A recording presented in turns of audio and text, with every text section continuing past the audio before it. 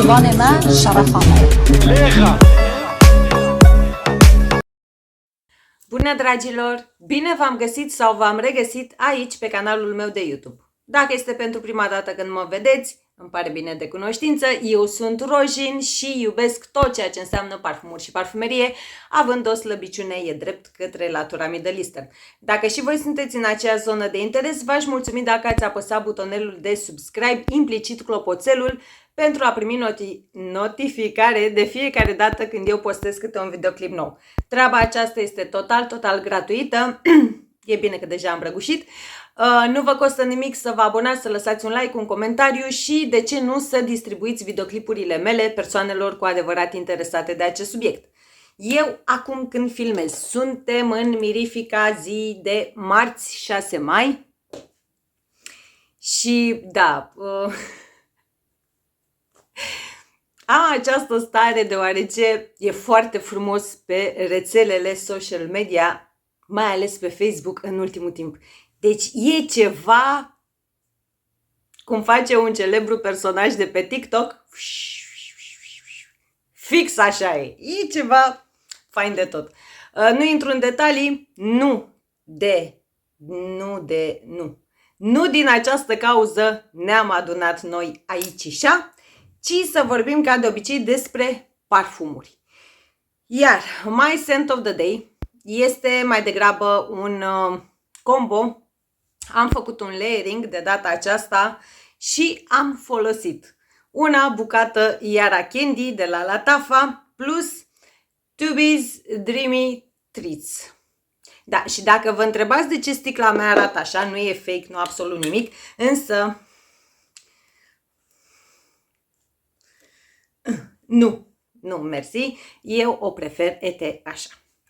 Da, deci am spus că port acest combo. Yara Candy deja este acel, Doamne Dumnezeule, mi-am luat și backup la el ca să înțelegeți cât de mult îmi place. Mi se pare că v-am mai zis eu în alt videoclip, Yara Candy pentru mine este fix ceea ce speram eu că ar trebui să fie Yara primul apărut de la Lattafa.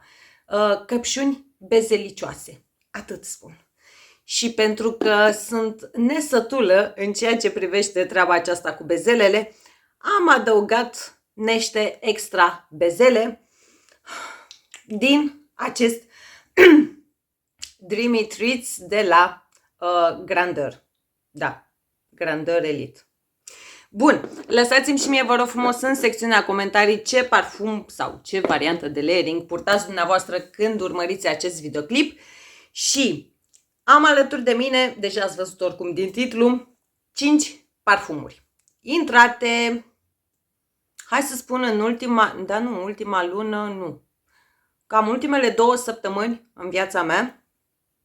Și o să vă împărtășesc așa niște chestii, treburi, socoteli. Oricum trebuie să mai stea puțin timp, o să vă spun la fiecare în parte ce și cum, dar cu siguranță o să revin cu impresii și păreri în legătură cu aceste parfumuri.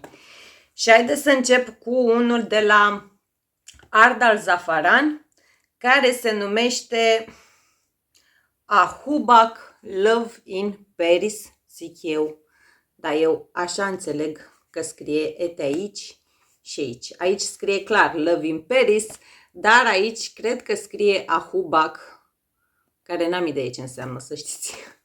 Aceasta este sticla, era să spun, cutia în care vine parfumul. Avem aici stickerul ce atestă autenticitatea. Și acest parfum, cel puțin din ceea ce cunosc eu, am eu sau... Da, eu am o chestie, ca să înțelegeți ce Dumnezeului tot fac pe aici.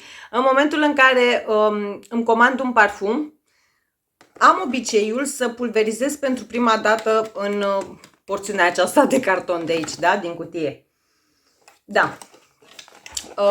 Din ce știu eu, din ce cunosc eu până în momentul de față, acest parfum nu se inspiră din absolut nimic. Din nou, din ceea ce am testat eu sau am eu până în momentul de față. Însă, Love in Paris, hai ca să spun mai pe scurt, nu se inspiră din Ian Bougie Marshmallow, de la Kayali, însă, în opinia mea, nu știu, e, dacă doriți, un văr îndepărtat de-a lui și vă spun imediat de ce. Haideți să vă arăt și atomizorul. Nu e rău. Nu e rău deloc, de ce să spun. Da. Este genul de parfum suculent, dacă doriți, în deschidere. Ai ceva coacăze negre, însă nu este, cum să spun eu, genul acela de aromă juicy, acrișoară și așa mai departe. Nu, pentru că imediat după, nu durează 10 secunde, își face apariția un acord de bezele. Da, miroase a bezele, însă exact cum v-am spus, nu a bezele cu căpșuni, precum Iam Bougie Marshmallow de la Kayali, ci bezele cu coacăze negre. Da? Exact cum v-am spus, fructat gurmand, fin dulceac, deoarece treaba aceasta, combinația aceasta de acord de bezele și acord de coacăze negre, nu știu, se echilibrează, adică echilibrează compoziția acestui parfum, cel puțin din propria mea experiență, după nasul meu. Da? Nu este nici extrem de dulce, lipicios, să-ți creeze disconfort și așa mai departe datorită acordului de bezele, dar nu este nici genul acela de parfum mega fresh și așa mai departe datorită acordului de coacăze negre. Sper că înțelegeți ceea ce spun eu aici. Pentru că exact cum v-am spus de la bun început, astăzi sunt așa mai pe caterincă, mai pe râs și așa mai departe. Exact cum v-am spus, dimineața la cafea tot am butonat Facebook-ul și pur și simplu mă amuză ceea ce văd acolo. Bun. Exact cum v-am spus, are și, pe lângă treaba aceasta de fructat gurmand, hai să spun fructat bezelicios, dacă doriți, are și ceva floral, totuși, aici. O să vă caut notele, că am uitat să spun și o să vi le inserez pe undeva pe aici, dar din treaba aceasta florală, eu nu reușesc, cum să spun eu, nasul meu, dacă doriți, conturează doar acordul de iasomie. Atât. Dar, din nou, dacă vă spun iasomie, nu știu, hai să spun cum îmi place mie câteva petale, da? Nu vă gândiți la o iasomie indolică și așa mai departe, a la Alien sau... Nu, nu e cazul. Este mai degrabă fructat, că înclină mai mult fructat decât floral, fructat floral bezelicios. Și da, exact cum v-am spus, nu știu, e una cel puțin din ceea ce am sau din ceea ce am testat până în momentul de față, nu îl pot asocia cu niciun parfum. Exact cum v-am spus, este destul de bine echilibrat, din nou, din punctul meu de vedere. Da? Luați și testați exact ce vă spun de fiecare dată. Pentru mine este suficient de bine echilibrat, adică nu sunt ok să-l port și în vremea caldă. Da? Cum a început să vină căldura, adică nu e dulcele acela lipicios, sufocant sau așa mai departe. Nu, sub nicio formă nu. Exact cum v-am spus, o să-l mai las, o să-l mai port. Nu l-am purtat doar pe el ca parfum de sine stătător, ca să vă pot spune și performanțe, proiecție, longevitate și așa mai departe. Doar, hai să spun că la partea de longevitate pe piele, atunci când l-am testat de fiecare dată, undeva în jur de 5-6 ore. Dar, din nou, și promit că e ultima dată când mă repet, o să revin cu impresii și păreri în legătură cu absolut toate aceste parfumuri despre care vă voi vorbi astăzi. Pe ansamblu, în momentul de față, i-aș da un 9 din 10. De ce? Pentru simplu fapt că, exact cum v-am spus, bezele cu coacăze negre. Da? Deci, nu, n-am ce să îi spun de rău până acum. Vedem pe parcurs. Următorul vine tot de la Ard Al Zafaran și se numește Bint Huran Rose Passion. Vine în această cutie. Eu am avut de la Ard Al Zafaran stickerul ce ne atestă autenticitatea. Eu am avut de la Ard Al Zafaran și primul Bint Huran, vi-l inserez pe undeva pe aici. care mergea destul de mult în zona pantofului, cum îmi place mie să spun, de la Carolina Herrera. Dar nu știu, poate dumneavoastră o să vă placă această sticluță. Nu știu dacă l-aveți, dacă l-ați văzut la vreuna din insulițele, din mall-uri cu parfumuri Middle Eastern / arăbești și așa mai departe. Însă, nu știu, pentru mine e o leacă cam mult, cum ar spune românul. Nu știu, mi se pare un pic cam prea mult sticla aceasta. Zic. Am văzut că are... Am văzut că are treaba aceasta, fundița aceasta este cu cusută pe acest elastic și mă gândesc serios să o dau jos, nu știu. Că dacă nu ar avea acest pampon, poate ar arăta mai omenesc. Bun, hai să vedem care e treaba cu acest parfum. Rose Passion, Bint Huran Rose Passion de la Ardal Zafaran. Atomizorul acestuia este un pic mai slăbuț față de acesta, nu știu, chiar dacă vin de la același brand, mie una așa mi se pare.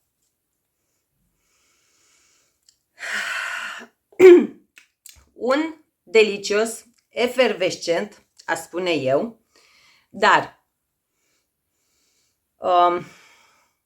l-aș duce oarecum în zona lui Yara Candy de la Latafa, pe care din nou îl țin invers, că de ce nu?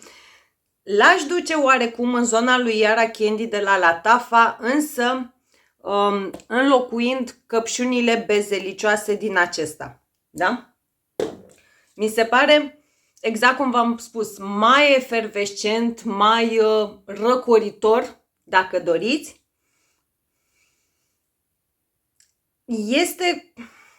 L-aș duce oarecum în zona gurmandă, dar nu vă așteptați la acele bezele cu căpșuni din Yara Candy, ci mai degrabă, nu știu de ce, mă duce cu gândul către o linguriță. Și când spun o linguriță, încerc să evidențiez faptul că, cum să vă spun, nu e ceva pe care eu să-l percep foarte proeminent, foarte in your face și așa mai departe. Aș spune o linguriță de sirop de trandafiri, dar ca și zonă a trandafirului, nu știu de ce, mă duce oarecum cu gândul către trandafirul din Delina, dar nu la acel combo, da, din Delina. Adică nu, trandafirul de aici nu vine la pachet cu partea aceea fiind de tot acrișoară, licii și așa mai departe. Nu, rubarbă, da? Nu e aceeași poveste. Exact cum v-am spus, este ca și cum ai avea o linguriță cu sirop de trandafiri, dar presar ceva mosc pe deasupra acelei lingurițe cu sirop, da? Are și partea aceea, cum îmi place mie să spun, moscul acela pufos dulceag. Moscul acela aerat ambrat, mai exact. Se resimte destul de bine aici. Mai degrabă, nu știu, chiar dacă v-am spus că îl duc oarecum în zona lui Yara Candy, căpșunile sunt foarte slabe în Bint Huran Rose Passion. Căpșunile sunt ceva mai slabe și sunt oarecum, nu sunt în rolul principal, da? În rolul principal ai mai degrabă izul acela de coacăze negre, dar îndulcite totodată. Da? E ca și cum combin siropul acela de trandafiri cu moscul pufos dulceag cu ceva coacăze negre, iar undeva în fundal ai ceva căpșuni. Este fructat gurmand, în opinia mea, dar din nou, este un văr mai îndepărtat al lui Yara Candy de la Latafa. Pentru mine, având ambele parfumuri și având deja backup pentru Yara Candy, este ok să-l am și pe acesta, deoarece, exact cum v-am spus, adică eu le văd diferite. Au ADN-uri diferite, dar oarecum fac parte din aceeași familie olfactivă.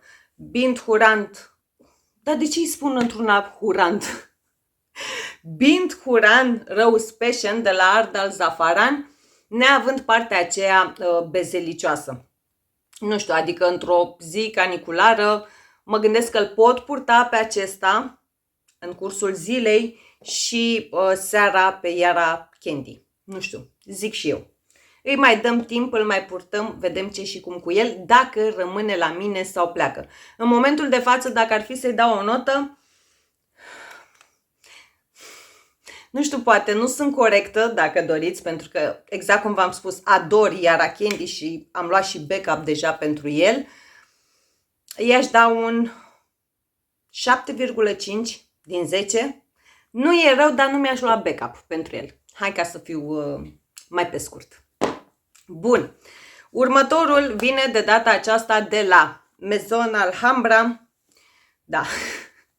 Știți că sunt așa în dubii în ceea ce înseamnă Maison Alhambra și se aplică și acum, dar nu la acesta. O să vedeți imediat. Vorbesc aici despre Delila Blanc, care vine în acest cutioc.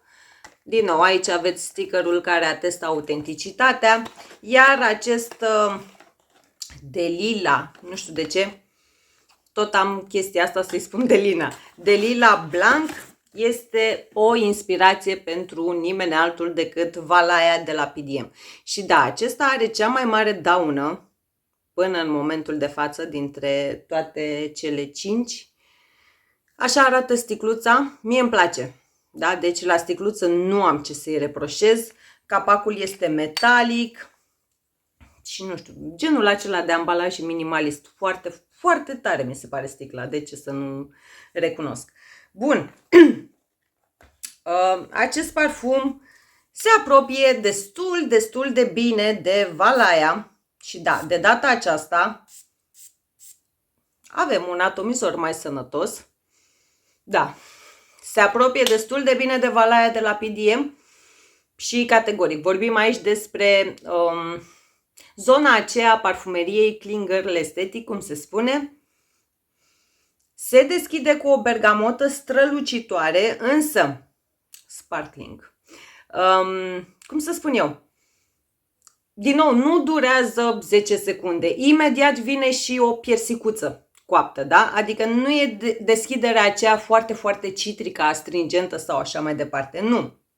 Dacă doriți să mă exprim în termeni lumești, e genul acela de deschidere dulce acrișor. Foarte, foarte, foarte faină.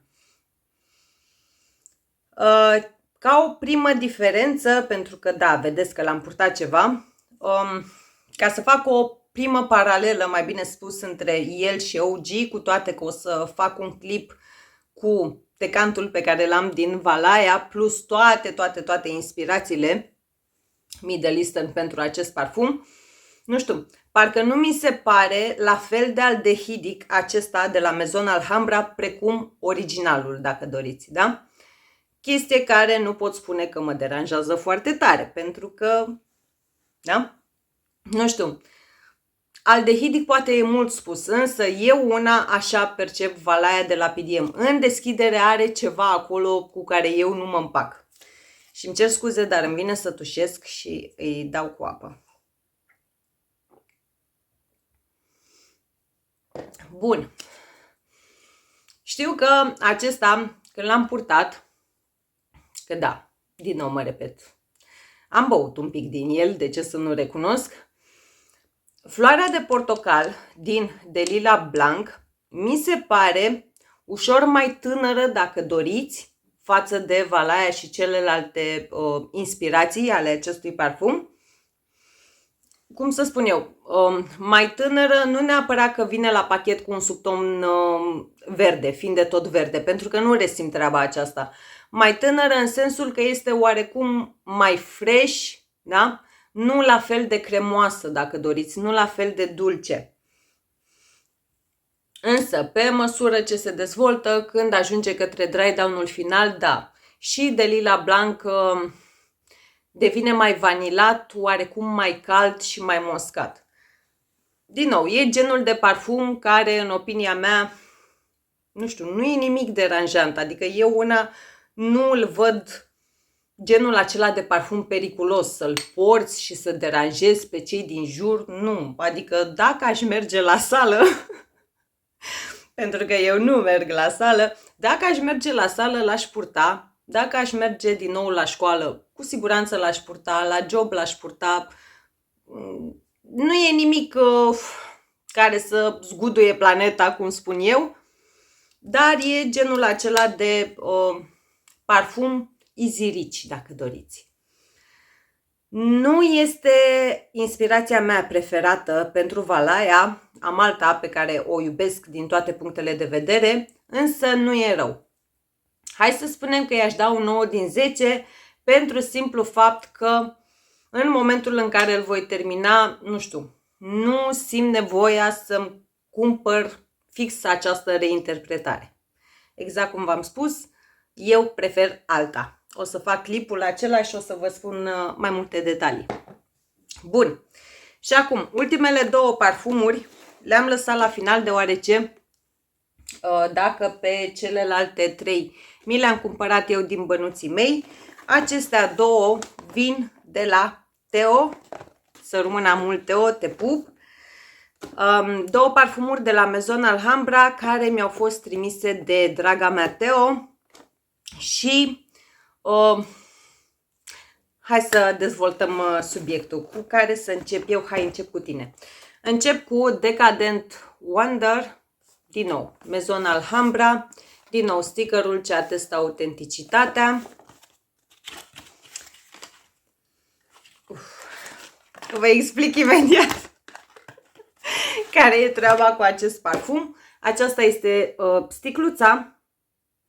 Nu e rea, doar că este destul de asemănătoare și mi-am notat eu aici cu Amouage Love Delight, deoarece Decadent Wonder de la Maison Alhambra se inspiră din acest parfum al casei Amouage.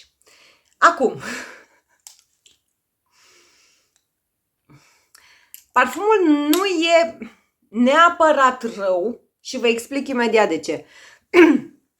Dacă nu mă înșel eu și dacă nu fac eu confuzie, o să vă inserez în momentul în care editez undeva pe aici o imagine cu altă inspirație pentru acest ADN. Din nou, dacă nu cumva încurc eu borcanele. Dacă încurc borcanele, nu am ce să vă inserez aici. Dar dacă nu mă înșală pe mine memoria, o să vă inserez aici. Am testat această inspirație și... Na, acum cum să zic eu să fiu echidistantă? E treaba cu preferințele, da? Mai exact, pentru mine Decadent Wonder de la Maison Alhambra e prea mult. E prea mult pe partea cu și despre trandafiri.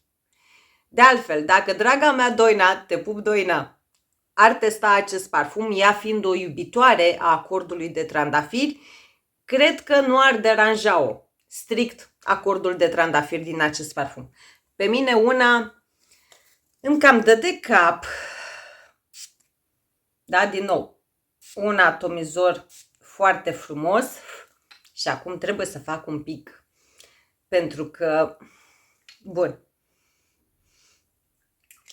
mă duce cu gândul către un parfum și o să sune ciudat, dar așa-l văd, un floral fin mâncabil totodată, un floral fin de tot gurmand și spun fin de tot gurmand deoarece în continuare nu știu. Pentru mine în acest parfum acordul de trandafiri este rege.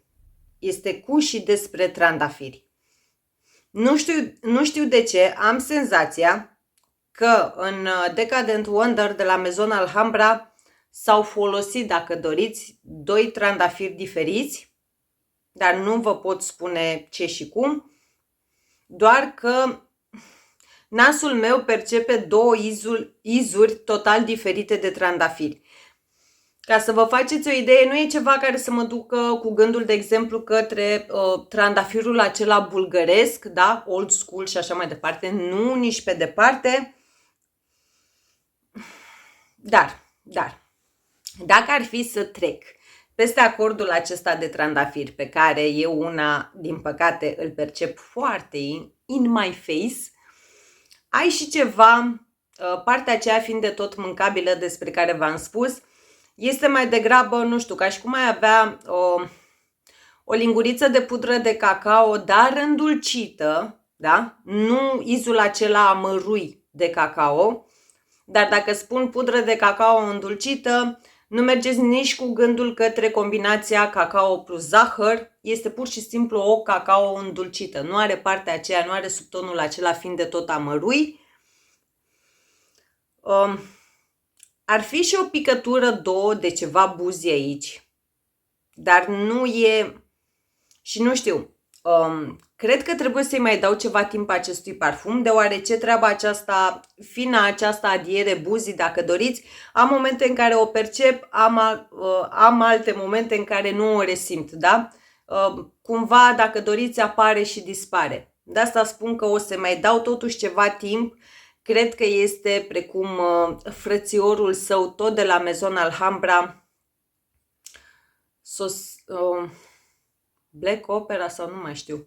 Vi-l inserez pe undeva pe aici, care a avut nevoie, cel puțin pentru nasul meu, undeva în jur de 3 săptămâni, dacă nu chiar 3 săptămâni jumate, să se așeze, macereze, maturizeze, oxideze, tot ce doriți dumneavoastră. Da?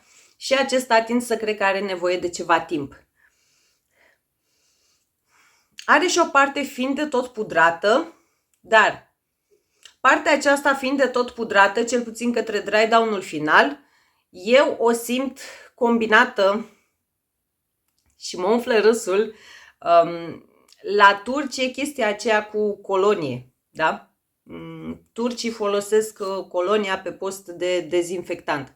Nu știu de ce, către dry down-ul final e ca și cum am puțină apă de colonie cu aromă de trandafir, dar fără izul acela alcoolic, da? Spirtos, ca să fiu mai precisă.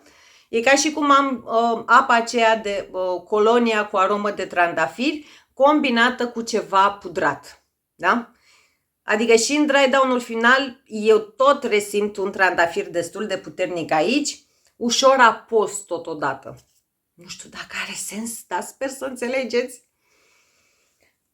Nu știu, per total, cu siguranță va rămâne la mine. Deci asta din start. Și nu pentru simplu fapt că mi l-a dăruit Teo. Încă o dată să rămână din suflet. Eu cu Teo vorbesc foarte multe chestii și ea de fiecare dată mi-a spus dacă nu rezonezi cu ceva, lasă-l să plece și așa mai departe. Nu din cauza aceasta. Vreau să-i mai dau ceva timp să vedem cum se va dezvolta, ce se va amplifica, ce se va diminua din el, dacă se va întâmpla lucrul acesta. Și în plus de toate, pare, nu știu, pare genul acela de parfum cu care aș face multe variante de layering. Adică l-aș purta, dar neapărat combinat cu ceva care să-i domolească treaba aceea cu trandafir din el. Și tocmai din cauza aceasta, nu știu, i-aș da, mă derutează, pentru că atunci când îl pulverizez, mă lovește treaba aceea cu trandafir, însă în momentul în care îl miros aici la atomizor, miroase foarte fain. Da? Nu mai simt izul de trandafiri. Nu, culmea. Nu. Deci nu înțeleg. Clar, o să-i mai dau ceva timp, dar în momentul de față i-aș da un 8 din 10 în ideea că îl pot combina cu foarte, foarte multe alte parfumuri și, nu știu, să creez așa o aromă nouă. Bun, acum am lăsat la final unul. Hai să vă explic. Decadent Dream, tot de la Maison Alhambra, din nou, stickerul care atestă autenticitatea, care este nici mai mult, nici mai puțin decât reinterpretarea Maison Alhambra pentru Guidance. Și da, ne spune treaba aceasta și sticla. E acel Guidance mai slăbuț și mai înalt, dacă doriți, da?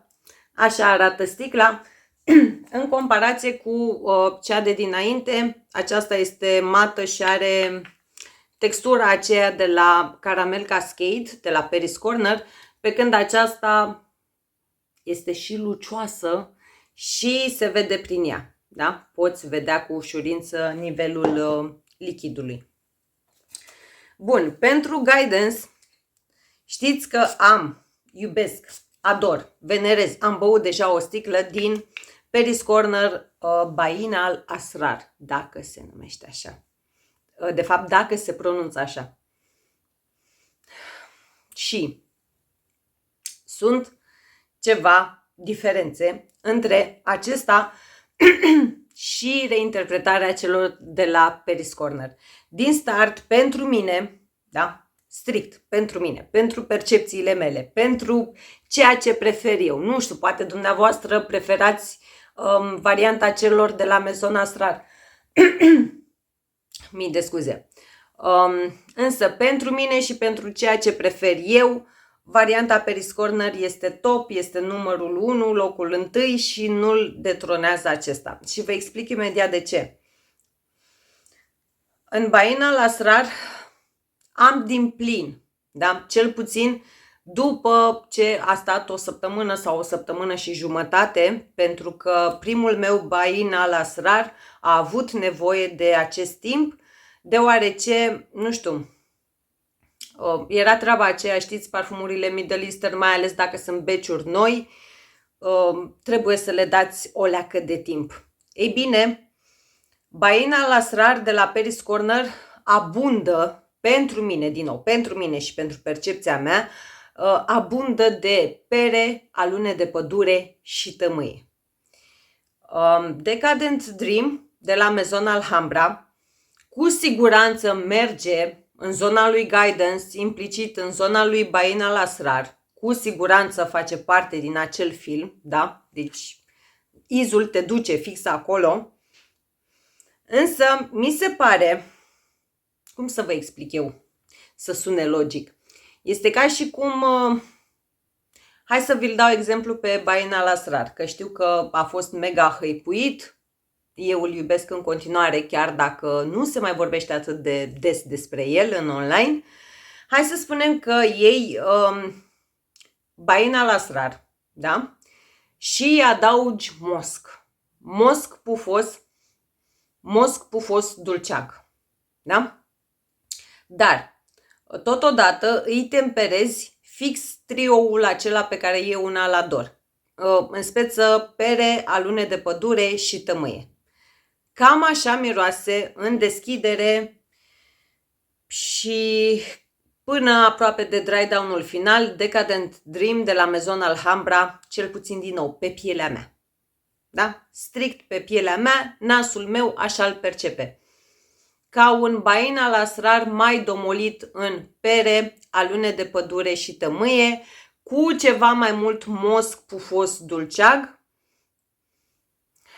Dar la un moment dat, hai să zic după primele 2 ore, după ce îl pulverizez, nu știu dacă este listat acordul de patchouli în acest Decadent Dream de la Maison Alhambra, însă după primele 2 ore, după ce îl pulverizez pe piele, capătă un iz paciulos. N-aș vrea să spun putred, că sună urât. Hai să zic un patchouli murdar, da?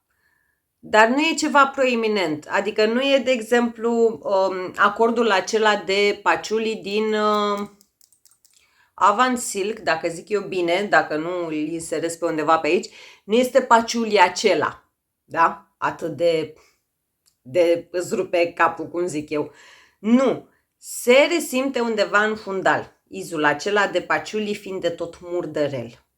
În altă ordine de idei, din nou, cel puțin acum, în momentul de față, exact cum v-am spus, o să le mai dau timp și vedem ce și cum cu ele, dar în momentul de față, Decadent Dream de la Maison Alhambra mi se pare mult mai domolit ca și intensitate, dacă doriți. Adică, nu știu, cel puțin Bain al Asrar e drept, îl am de ceva timp. Dar Bain al Asrar de la prima pulverizare bubuie, da? Îl simți, e prezent. Ca să vă faceți o idee, ca să ajung la intensitatea unei singure pulverizări din Bain al Asrar, ar trebui să pulverizez de 3 ori Decadent Dream de la Maison Alhambra. Da? Ca să mă înțelegeți. E mult mai temperat. acesta. E mult mai domolit. Nu știu, poate treaba aceasta o să mă ajute, de exemplu, acum că vine căldura, nu știu, poate într-o zi mi-e dor de acel profil olfactiv și fiind foarte cald afară, automat nu o să pot purta, zic eu, dar la nebunia mea se poate orice, nu o să pot purta Baina la Asrar de la Paris Corner și o să întind mâna către acesta. Se poate și treaba aceasta doar dacă treaba aceea care poate mă înșel eu, dar așa-l percep. E ceva ce mă duce cu gândul către un paciuli murdărel. Dacă treaba aceea care este fin sesizabilă se diminuează sau dispare, da. Îi dau șanse foarte mari. Exact cum v-am spus, din simplu fapt că vine vremea caldă și acesta este mai lejer. Este, dacă doriți, Baina la Asrar lejer. Da? Cam așa îl percep eu. Dar, dacă nu dispare treaba aceea, nu știu, poate doar în layering. Din nou, într-o zi în care mi este dor de acest profil olfactiv și nu pot să fac layering cu Baina la Asrar la 35 de grade, aș încerca să fac layering cu varianta celor de la Maison Alhambra. Bun, 36 de minute. Atât pentru videoclipul de astăzi. Nu o să vă las linkuri în bara de descrieri, deoarece la un simplu search pe Google le puteți găsi absolut, de fapt nu absolut, cam pe toate site-urile care se ocupă cu parfumuri arăbești, sau dacă nu, le găsiți la, și cel mai bine, pentru că știți fixul meu, recomand să testați înainte de sticlele full size, pentru că, nu știu, poate dumneavoastră nu vă place moscul din acesta, vă dau un exemplu. Poate e prea mult mosc pentru dumneavoastră. Încercați să le testați, de exemplu, la insulițele arăbești din mall-uri și centre comerciale, la modul general. Însă, în bara de descriere o să vă las link către contul meu de Instagram, contul meu de TikTok și, nu în ultimul rând, grupul meu de Facebook Frag Family. Dacă le-ați testat, dacă le aveți, mai ales acestea două, tare sunt curioasă